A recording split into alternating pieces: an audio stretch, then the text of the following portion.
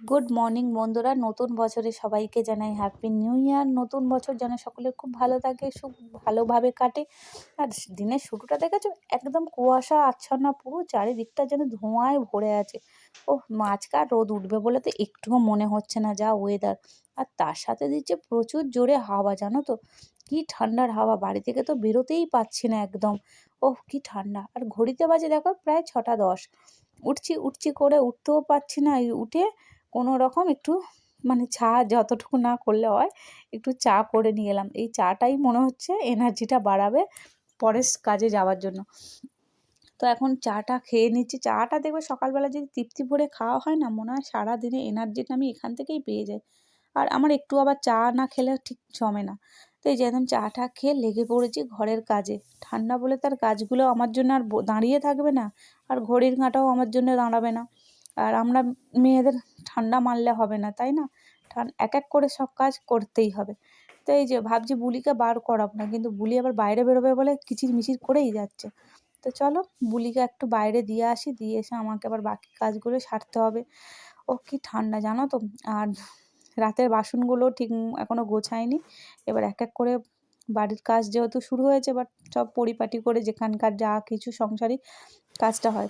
সকালবেলা না এইরকম হুড়মুড়িয়ে কাজটা এখন হতেই থাকবে যতক্ষণ না দুপুর গড়ায়।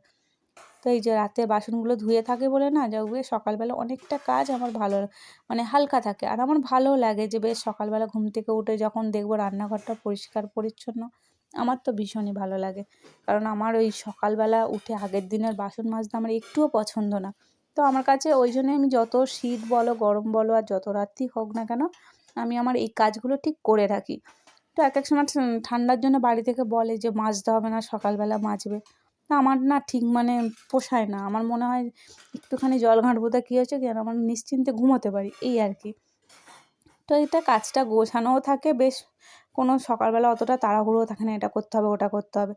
এবার এদিক সেদিক করতে করতে না আমার দেখবে 7টা বেজে যায়, সৌমেনের টিফিন করতে হয়, তো সব দিকটা চাপ পড়ে যায় বলে আমার যেন মনে হয় এই কাজটাই ভালো যে আমি আগের দিন গুছিয়ে রাখি। তো এটা আমার বরাবরের অভ্যেস, আজ বলে নয় যে নতুন কল হয়েছে বলে মাঝে, তা না, আমার একটা 12 মাসেরই অভ্যেস। তো এবার সৌমেন দেখি আজকে কি টিফিন নিয়ে যায়, ওকে জিজ্ঞেস করি, সেই মতো এবার কাজ হবে। আর সত্যি প্রচুর ঠান্ডা গো, বাইরে মনে হচ্ছে না যে যাই, কিন্তু বাইরের কাজগুলোও তো সারতে হবে এক এক করে। কতক্ষণ আর ঠান্ডার ভয়ে বসে থাকবো বলো। চলো এক এক করে এবার রান্নাঘরের দরজা জানলাগুলো খুলি। দেখেছো, যেন মনে হচ্ছে বাইরে যেন ধুঁয়ো একদম ভরে গেছে, কি কুয়াশা! আর এই কুয়াশাগুলোই আজকাল যেন শরীরটা বেশি খারাপ করে যায়, যার কারণে খুব মাথার যন্ত্রণাও যেন সবসময় হয়েই যাচ্ছে, যে থামছেই না একদম। এই কদিন খুব সমস্যা হচ্ছে আর কি।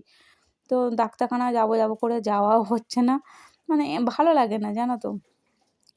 তো চলো এবার কি করব, সংসারের কাজ নিয়েই পড়েছি। তো আশা করি ভিডিওটা ভালো লাগবে, ভিডিওটার সঙ্গে থেকো, দেখতে থেকো। এবার ঠান্ডা জল নিয়ে ঘর দালানগুলো মোছামুছি শুরু করে দিই।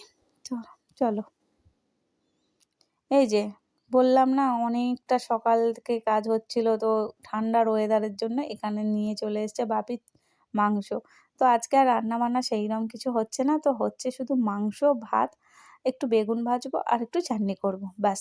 সিম্পল খাবার দিয়ে আজকের দিনটা শেষ করে দেবো।